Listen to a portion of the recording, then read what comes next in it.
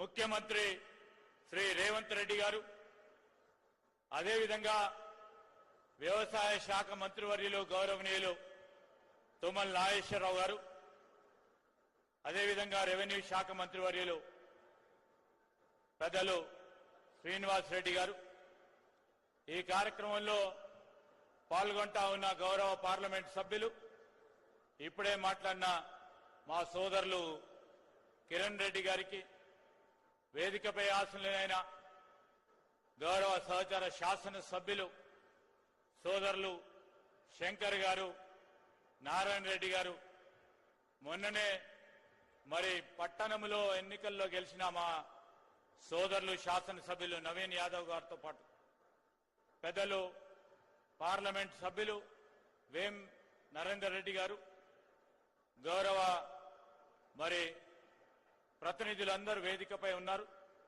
Library committee chairman, market committee చైర్మన్లు, municipal చైర్మన్లు, వేదిక అటువైపున్న రైతు సోదరులు, మరి రంగారెడ్డి పరిసరాల జిల్లాలకు సంబంధించిన మా రైతు సోదరులందరికీ, పాత్రికేయ మిత్రులందరికీ నమస్కారం. ఈరోజు ఒక ప్రధానమైన కార్యక్రమాన్ని చేపట్టబోతా ఉన్నాం. ముఖ్యమంత్రి రేవంత్ రెడ్డి గారి నాయకత్వంలో సమీకృత పండ్ల, అదేవిధంగా డైరీకి సంబంధించిన సమీకృత మార్కెట్ని ఏర్పాటు చేయడానికి ఆషామాషిగా కాకుండా అధునాతనమైన అంగుళాలలో రైతుకు సంబంధించిన పంటని అంతర్జాతీయ స్థాయిలో ప్రతిబింబం చేసే ఒక కార్యక్రమం ఒక ఏర్పాటు చేయాలని ముఖ్యమంత్రి గారి ఆలోచనతో భాగంలో పెద్దలు తుమ్మల నాగేశ్వరరావు గారు, మరి వ్యవసాయ డిపార్ట్మెంట్కి సంబంధించిన అధికారులు ఈరోజు ఈ కార్యక్రమం నిమిత్తం మనం అందరం కూడా ఇక్కడ జమ కావటం జరిగింది.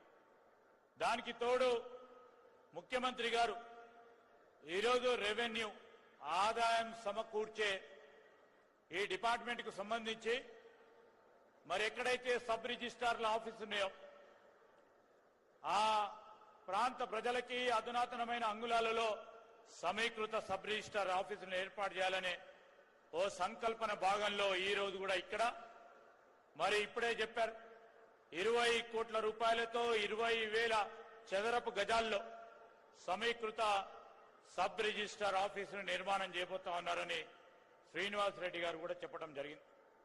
రైతు సోదరులందరికీ మేము మనవి చేస్తా ఉన్నాం. మొన్న ఫార్మా సిటీకి సంబంధించి మరి రైతు సోదరులందరికీ కూడా నేను జిల్లా ఇన్ఛార్జ్ మంత్రిగా మరి ముఖ్యమంత్రి గారు అనేక సందర్భాల్లో చెప్పడం జరిగింది. ఫార్మా సిటీలో ఈరోజు పరిశ్రమలు రావాలి, ఉపాధి సంకల్పన చేయాలని, మాకు కాలుష్యానికి సంబంధించిన పరిశ్రమలు అక్కర్లేదని ఆ రైతు సోదరులు చెప్పిన అంశాన్ని దృష్టిలో పెట్టుకొని మా ప్రభుత్వం ఏర్పడ్డ తర్వాత ముఖ్యమంత్రి గారి ఆధ్వర్యంలో ఈరోజు ఒక గ్రీన్ ఫార్మా ఫ్యూచర్ సిటీ నిర్మాణానికి నాంది పలకడం జరిగింది.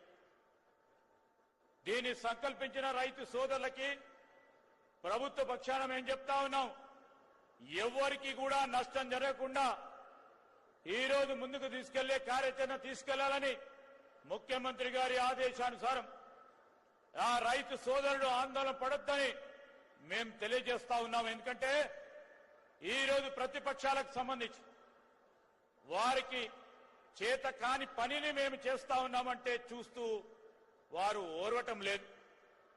రైతు సోదరులని ఈరోజు ఎక్కడ పడితే అక్కడ ఇబ్బంది పెడుతూ ధర్నాలు చేపించే ప్రయత్నం చేస్తా ఉన్నారు.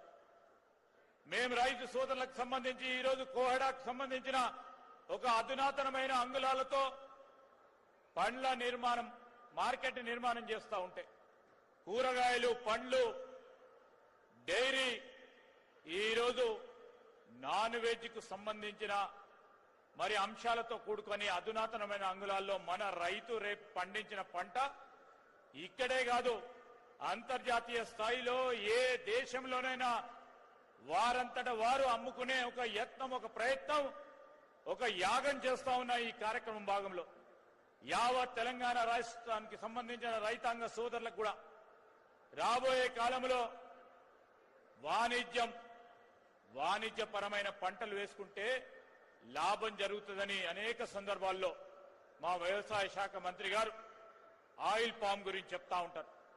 ముఖ్యమంత్రి గారు దానికి పెద్ద ఎత్తున తీసుకెళ్లాలనే ప్రయత్నంలో అనేక సదుపాయాలు కూడా కల్పిస్తున్న కార్యాచరణ తీసుకుంటా ఉన్నారు.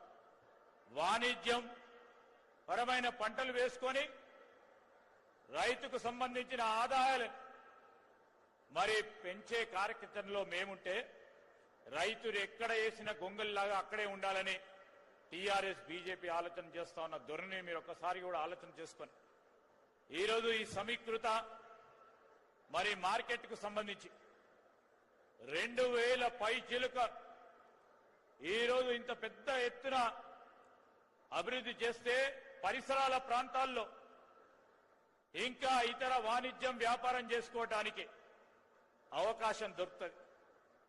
ఇక్కడే ఈ యువతకు సంబంధించిన వారికి ఉపాధి దొరుకుతుంది. చుట్టుపక్కల ఉన్న మా రైతు సోదరులకి వారు పండించిన పండ్లు గాని కూరగాయలు గాని డైరీకి సంబంధించిన అంశాల విషయంలో మీకు ఒక సదుపాయం కలిగియాలనే ఉద్దేశంతో మా ప్రభుత్వం ముందుకు నడుస్తా ఉన్న తరుణంలో మీ అందరి ఆశీర్వాదంతో రేపు రాబోయే కాలంలో ఇలాంటి కార్యక్రమాలు అనేకంగా చేయాలని సంకల్పనతో ముందుకెళ్తా ఉన్నాం. మీ అందరి ఆశీర్వాదాన్ని కోరుతూ మరి ప్రత్యేక